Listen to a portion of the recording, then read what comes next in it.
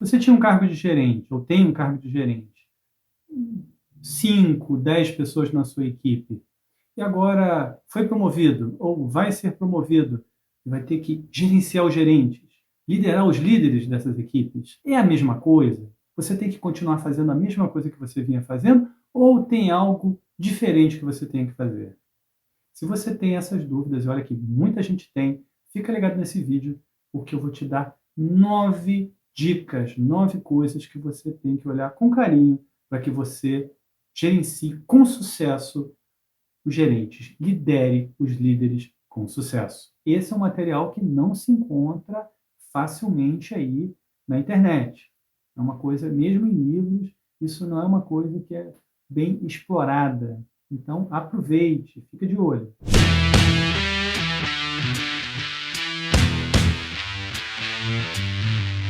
Meu nome é Carlos Sampaio e aqui no canal você encontra o que tem de melhor em liderança, liderança usando o seu cérebro. Para liderar, você tem que conhecer as pessoas, você tem que saber como que elas se comportam, e nada melhor que você conhecer o cérebro delas. Então você se inscreve no canal, já ativa as notificações para que você não fique de fora do que tem de mais moderno no universo da liderança. E você assumiu aí, ou está assumindo a sua nova função de líder dos líderes, e aí, o que é a primeira coisa que você tem que fazer? O primeiro fator, a primeira preocupação que você tem que ter ao assumir a liderança de líderes é reconhecer como é a mentalidade dessas pessoas que estão aí colaborando com você, que são os seus líderes que você vai liderar.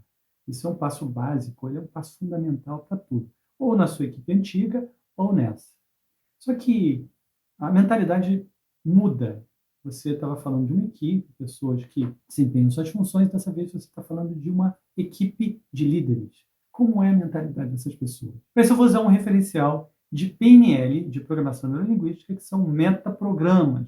Não vou explicar nesse vídeo o que são metaprogramas, para quem quiser ter muitas informações sobre metaprogramas, porque é uma coisa que ajuda muito você a entender as pessoas, eu vou deixar um card aqui em cima e um link na descrição do vídeo para uma playlist que eu dou uma aula completa sobre metaprogramas, de como você decifra as pessoas com metaprogramas. No caso específico desses líderes, como são os metaprogramas dessas pessoas? Em primeiro lugar, estatisticamente, essas pessoas são realistas, são objetivas, gostam de objetivos definidos, coisas concretas, estão focados muito aqui no agora, são bons tomadores de decisão, são lógicos, racionais, focados em objetivos, fatos, números. Tempo é uma dimensão que eles têm muito controle, têm muita consciência sobre a dimensão de tempo, né? Que a tempo é dinheiro, por isso que tem essa máxima no mundo empresarial. São pessoas que acreditam, que dirigem a própria vida, planejam, gostam de planejar, organizar, sistematizar as coisas. Do ponto de vista de direção, eles se movem em direção aos seus objetivos, em direção às metas, são motivadas por desejos, não é aquela pessoa que é motivada pela dor, vou resolver isso aqui, estou com um problema aqui. Não, ela mira um objetivo e acham que tem escolhas, tem possibilidades para realizar esses objetivos, não tem um caminho só. E agem de uma forma muito proativa, de uma maneira muito proativa para atingir esses objetivos. Elas fazem as coisas acontecerem, elas agem. São essas pessoas que moldam o mundo, em geral, estatisticamente. É assim que se comporta um líder e é assim que, estatisticamente, devem ser as pessoas que são as suas lideradas agora, que estão liderando outras pessoas. Saber isso é o primeiro ponto para que você consiga balizar algumas desses outros fatores que eu vou falar agora. E o primeiro deles básico, é a questão de autoridade. Então, cara, mas como que essas pessoas tendo essa cabeça, como elas já sendo líderes, como é que eu vou liderar essas pessoas? Como é que eu consigo autoridade em cima delas? Eu não preciso dizer que não vai funcionar aquela coisa da autocracia, de você manda quem pode, obedece quem tem juízo. Isso tem uma validade muito limitada, isso não funciona muito bem quando você está liderando líderes. Em primeiro lugar, quando você é nomeado para um cargo de, de liderança, diretoria, as pessoas vão, no primeiro momento, elas tendem a aceitar, porque elas também estão numa posição, pensa, elas estão numa posição de líder, então elas também vão aceitar aquela posição porque, de uma certa forma, natural. Então, esse é um ponto de partida básico. Só que ele não é suficiente, ele é uma entrada Agora você tem que sedimentar, aumentar, construir a sua autoridade a partir desse ponto inicial, que é o natural. Como que você faz isso? As pessoas têm modos, formas diferentes de fazer isso. Steve Jobs, por exemplo, ele conseguiu autoridade em cima da visão. Ele tinha uma visão sobre o futuro, sobre os negócios, acima, muito mais apurada que as outras pessoas. Então, isso lhe dava autoridade de liderar essas outras pessoas. Existem outras pessoas que constroem também em cima das suas habilidades, suas competências. Exemplo, uma habilidade política. Então, os seus líderes, os seus gerentes, líderes, aí, os seus liderados vão te respeitar, porque você tem uma habilidade política de costurar muito bem as coisas, e isso vai te dar um coeficiente de autoridade em cima desses líderes. E ao lado disso, outras habilidades constroem essa questão da autoridade junto aos seus liderados. Agora, uma coisa que é fundamental, que para mim funciona muito, e eu já vi isso acontecer, que é a questão do relacionamento. Eu já vi isso funcionar.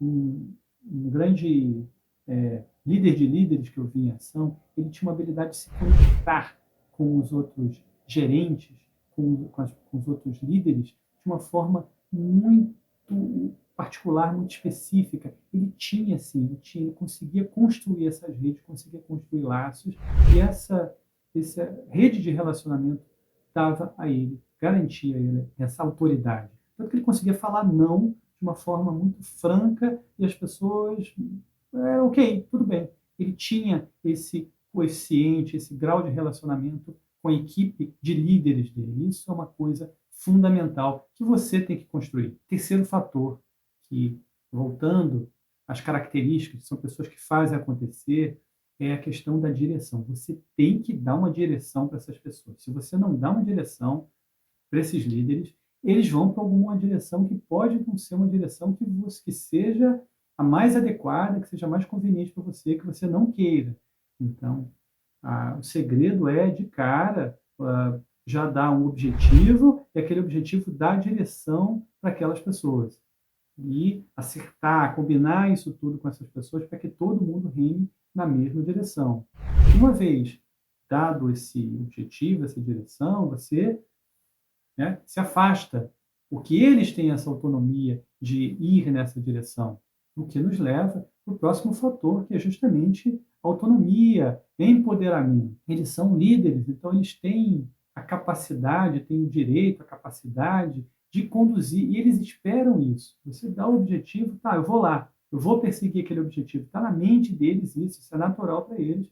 Então você se afasta e deixe que eles sigam naquele objetivo. O que não quer dizer, com essa autonomia, que você vai largar de mão e pronto. Não, você tem que manter uma constância, energia ali para mostrar que aquela direção, que algum deles pode até não concordar com a direção que você muito bem, não está muito convencido com aquele objetivo, com aquela direção que você estabeleceu, e para isso você tem que ter energia e constância. É isso aí, é aquele objetivo mesmo. Então, nesse sentido, você tem que manter essa constância, mas não ali ficar microgerenciando, ficar muito em cima. Ele precisa de um espaço para poder manejar a equipe, para conduzir naquela direção que você mesmo fixou. Outro ponto é a questão do seu relacionamento. Como é que tem que ser o seu relacionamento com esses líderes? Como equipe, você tem um relacionamento uma analogia com um professor. Né? O líder, ele vai ensinando as pessoas, ensinando elas a se desenvolverem. O ideal é que você ensine elas a elas mesmas se desenvolverem, caminharem para o autodesenvolvimento. Quando você tem já pessoas que são líderes de equipe, teoricamente ou estatisticamente, essas pessoas já têm um grau maior, uma necessidade, uma prática maior de autodesenvolvimento. Então, você não assume mais um papel de professor. Uma analogia mais adequada seria um papel de um mentor, em primeiro lugar, que é aquele com a experiência, você dá conselhos e a pessoa ouve aqueles conselhos e põe em prática ou não. Então, isso é uma primeira analogia do seu relacionamento aí com os seus liderados. Uma segunda analogia que também é muito útil é aquela questão do técnico esportivo. Você tem um grande atleta, ele é ótimo naquilo que ele faz, mas ele aceita o conselho, ele aceita a orientação de quem está de fora, quem está olhando de cima ali, está observando de uma posição dissociada. porque ele pode observar pontos que você não está observando, e a mesma coisa, o seu liderado, né, o seu gerente, também tende a aceitar esses conselhos de alguém que está mais acima, que está mais de fora e pode observar coisas que ele, dentro da situação, não está observando. A outra questão, a próxima questão é a questão da motivação. Tá, na minha equipe eu tenho como é que eu motivo, então como é que eu motivo esses líderes, esses gerentes? Normalmente essas pessoas já são automotivadas, elas têm motivação, já, eu falei, se você não der objetivo, elas vão perseguir o objetivo, seja ele qual for, elas vão arrumar um objetivo para seguir. Só que para que você isso fique melhor ainda, você precisa dar reconhecimento, feedback e reconhecimento para essas pessoas. Na equipe deles, se eles já evoluíram como gerentes, eles dão feedback, eles vão dar feedback, eles vão esperar isso de você também e vão inconscientemente querer isso. Isso motiva, isso dá um gás para a pessoa, enquanto líder, que ele está no caminho certo. Então, para que você mantenha essa motivação de estar lá no objetivo, né, você tem que dar esse feedback e dar esse reconhecimento, o que também ajuda a realizar o próprio objetivo, que é muito bom, é sinérgico, é bom para todo mundo. Até aí eu falei de coisas que você tem que se preocupar, e agora eu vou falar de 3 coisas que você tem que ter cuidado, um cuidado especial para que não fazer, porque isso aí é mortal, mina a sua liderança. A primeira coisa é você evitar burocracias, criar burocracias, coisas no mau sentido, disfunção da burocracia, coisas desnecessárias. Tem coisa pior que para uma pessoa prática. Lembra, mentalidade de novo da pessoa. Essa mentalidade é ótima para você olhar todos esses pontos. Não tem coisa pior que uma coisa sem sentido, uma coisa que não agrega valor, uma coisa que não vai na direção daquele objetivo que você quer atingir. Então, burocracia, se a pessoa está entendendo que você está criando dificuldade desnecessária, burocracia, isso mina a sua autoridade. É muito ruim para você. E nessa linha também controles excessivos, além de mostrar um grau de desconfiança, aquilo gasta energia, energia inútil, ou seja, controles desnecessários. Evite isso. Outra coisa mortal também para a liderança, quem está liderando líderes, é indecisão e medo.